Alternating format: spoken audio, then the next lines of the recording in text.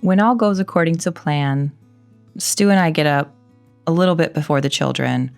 We have time to have a cup of coffee, sort of get our feet underneath us for the day, maybe even milk the cow if they don't hear us sneaking out of the kitchen door. And I always appreciate those morning moments where it's quiet and it's calm and you get a chance to reflect and be prepared for the chaos that will come surely when the children wake up.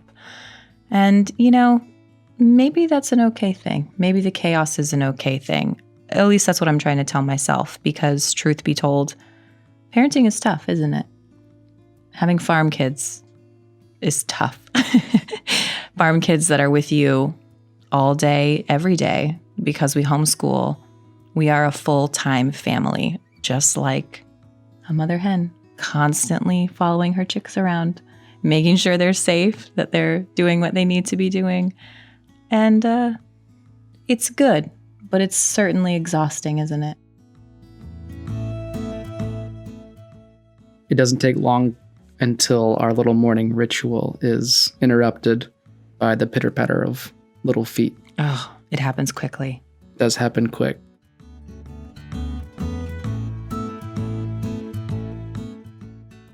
Do you want to go fishing today? Yeah. Are you going to fish? Do you have a fishing pole? No. You don't have a fishing pole? Well, I had to buy one at the store. Do you need to buy one at the store? I don't have one. Okay. Can you ask Daddy to buy you one? See what he says. Ask him. I can't. You can't? Too tired? Daddy? Will you buy Juju a fishing pole? You need a fishing pole, Gigi? Yeah, we can get you a fishing pole. I don't have one. Did you hear what he said? He said yes. We get you one. How does that sound? Good. So today, after chores and breakfast and whatnot, we've decided the best way to homeschool would be to go fishing. Absolutely. There's a place for math worksheets and, of course, really good literature and, more book-oriented homeschool. And then there's a place for farm kids where you get to watch a ewe give birth to a lamb, or you get to go fishing and you get to soak up the sunshine.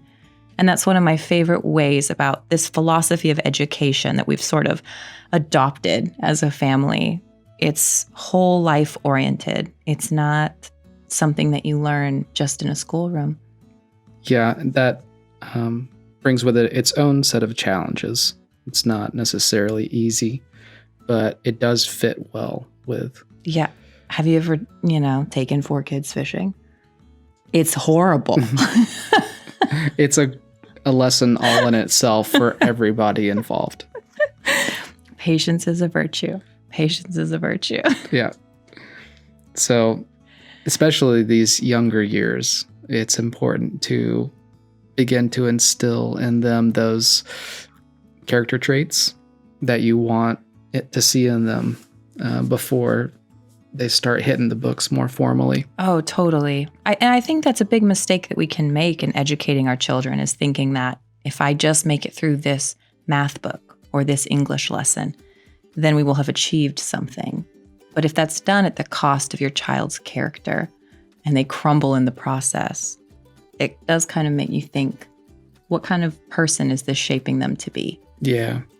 Yeah, it's no use just filling their heads with stuff if their whole character isn't formed well in the process.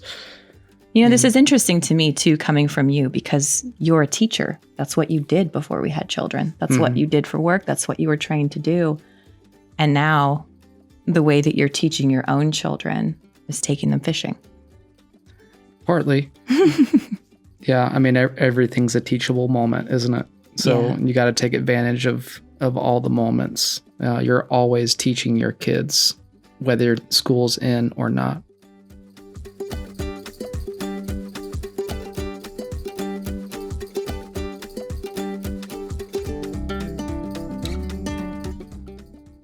Well, and one of the things that we kind of decided early on is we wanted to be able to focus on building sturdy kids. And part of that has to be done through the experiences that you give them. That's not all of it, but it's an important part. Yeah, that's true. And I think this fishing trip was a perfect example because we got skunked. And we did. And Owen so passionately wants to catch his first fish. Mm-hmm. And to go there and to spend this day on the lake and totally fail. There was no trophy for him afterwards. There was no fish fry. There was just a day of experience and enjoyment and also failure.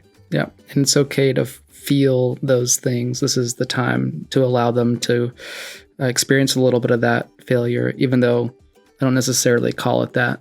It's an opportunity to learn what to do differently. That's true. So instead of looking at it as a failed excursion, it's more of educating them about what it looks like to take those moments and build upon them.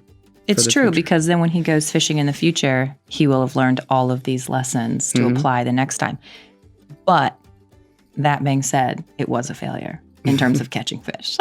Right. But it may have been successful in other areas. Absolutely. Part of which would be in knowing when to cut your losses and go get pizza. Did you catch any fish? Nope. Not one single bite. Juju, did you catch any? Nope. I don't. Well, other than that, no. Owen got a bite? You got a bite? I All had right. I didn't have fish. So what are we going to have for supper then? Pizza. We're gonna go to the brewery for lunch and get pizza. We'll see about that. Wash my hands. Okay. In we go. Did you get skunked while you were fishing? Yes. No fish? I did see tugs. All right. I saw Well, fish things tugging me so where are we now, Owen? in the restaurant. Gonna have some pizza instead of fish? I want pizza. I want pizza. Are you going to have pizza?